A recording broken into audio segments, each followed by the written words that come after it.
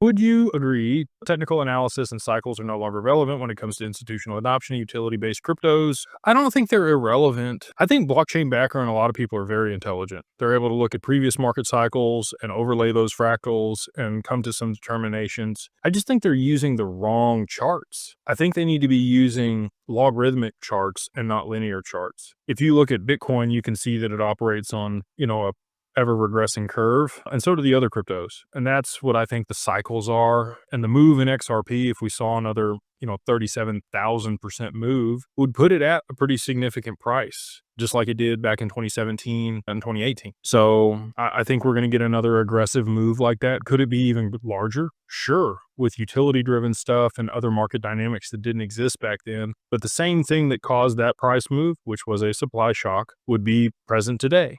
It would just be at a greater magnitude or larger amount than what it was back then. The reason that the price moved back in 2017 was Ripple locked up half of the supply. They created the escrow. And so that's when we saw the price start to move and a lot of the price appreciation, and then FOMO ensued, and retail drove it up to $3.84 because there wasn't as much XRP on the market back then. And Southeast Asia loves XRP. So I wouldn't say that they're not relevant. I just think they're using the wrong charts. And I don't think they're anticipating the same scale of logarithmic move that we saw back then, because over time, Bitcoin's been protracted. Again, like the returns or regression to the mean has been greater and greater. And that's come with more Bitcoin being on the market. It's less volatile, literally, than it was early on as a percentage move when you look at it. And that's what the logarithmic scale is. It's a percentage move versus, a numeric movement. So I don't think that it's useless. And I don't think that it's going to stop operating on cycles. I do think that there are other market dynamics that will exacerbate some things this go around versus previous ones. But I do think TA could be relevant,